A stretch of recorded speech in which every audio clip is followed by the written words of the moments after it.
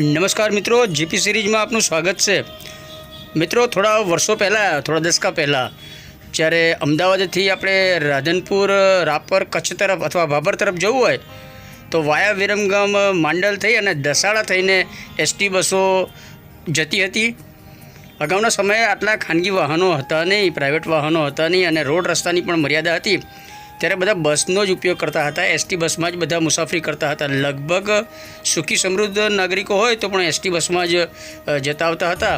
અને ત્યારે જ્યારે અમદાવાદથી બસ શંખેશ્વર, રાધનપુર, રાપર, કચ્છ અથવા ભાભર તરફ જતી હોય તો એનો એક હોલ્ટ ખાસ અહીંયા દસાડા ખાતે હોય અને એસટી બસમાંથી બધા જ મુસાફરો, લગભગ મુસાફરો અહીંયા દાળવડા અને ભજીયા ખાતા હતા।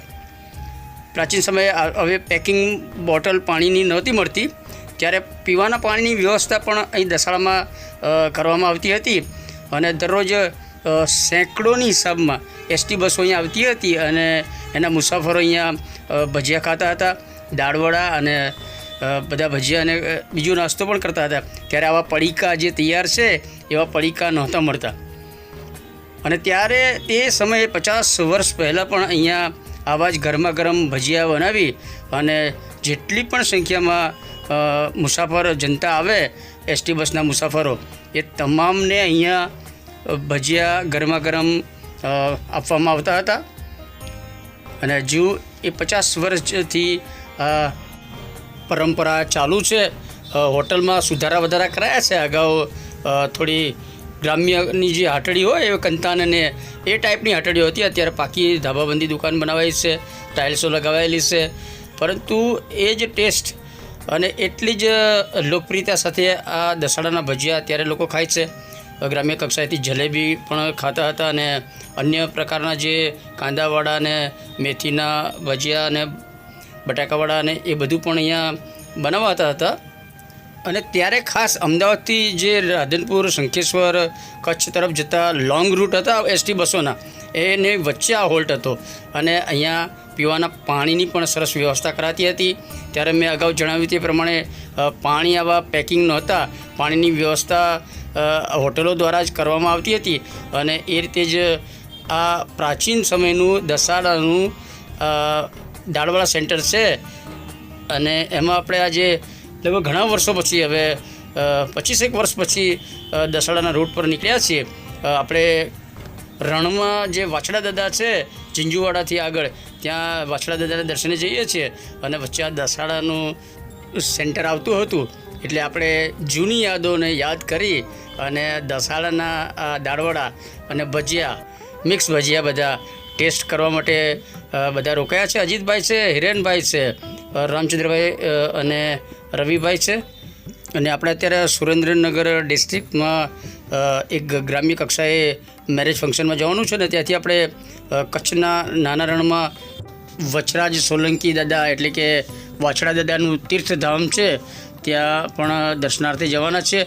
વર્લ્ડ હેરિટેજ ડે છે અને આપણે રણમાં અને ઝીંઝુવાડા અને બધે જવાના છીએ। તે પહેલાં અહીંયા વર્ષો પહેલાં જ્યારે અહીંયાથી આપણે રાધનપુર, ભાભર તરફ જતા હતા તો એસટી બસમાં જ જતા હતા અને બસમાં અહીંયા હોલ્ટ થાય ત્યારે ભજીયા અહીંયા જરૂર ખાતા હતા અને જૂની યાદો, વડીલો સાથે અમે જે ફરતા હતા અને બસમાં જતા હતા એ યાદોને વાગોળી અને આજે આપણે દસાડાના આ પ્રાચીન 50 વર્ષ જૂની પેઢીમાં નાસ્તો કર્યો છે। ખૂબ જ આનંદ, અતીતની યાદો સાથે ઘણા વર્ષો પછી આપણે ભજીયા ખાધા છે અને હવે એના માલિક જે છે એમની સાથે વાત કરીશું આપણે। આ દાળવડા અને ભજીયાની દુકાન આપણે કેટલી જૂની છે? 55 વર્ષથી છે અને દાદા પહેલાં હતા એ 25 વર્ષથી ચાલુ છે, 30 વર્ષથી હું અને બાબો છે, પાછો દીકરો છે એ જ, બરાબર? અને પહેલાંનો તમને યાદ છે બધી એસટી બસો આવતી હતી અને બધા 120 બસ આવે? હા, 120 બસ આવે અત્યારે આવે છે અત્યારે અને ઘરાકી અત્યારે આવી જ હોય છે। ભજીયાની ક્વોલિટી તમારા બાપુજી દાદા વખતથી જ, બરાબર? Keshavbhai, thank you.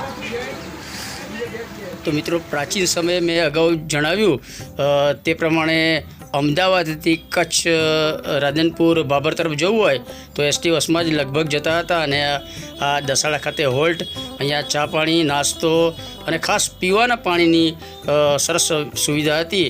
અને ત્યારે મેં અગાઉ જણાવ્યું તે પ્રમાણે નાસ્તામાં પડીકા નમકીના પડીકા ન હતા.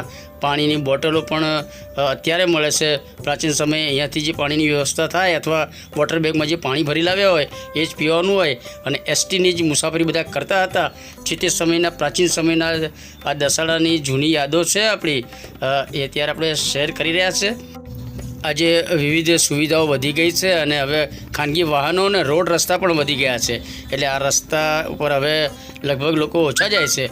અને આપણે જૂની અતીતની યાદો સાથે આ દસાડાના દાળવડા એ વ્લોગ શેર કરીએ છીએ. વિડીયો આપને ગમ્યો હોય તો એને શેર કરો, લાઈક કરો અને જીપી સિરીઝ ચેનલને સબસ્ક્રાઈબ કરો. જય હિન્દ, વંદે ગુજરાત.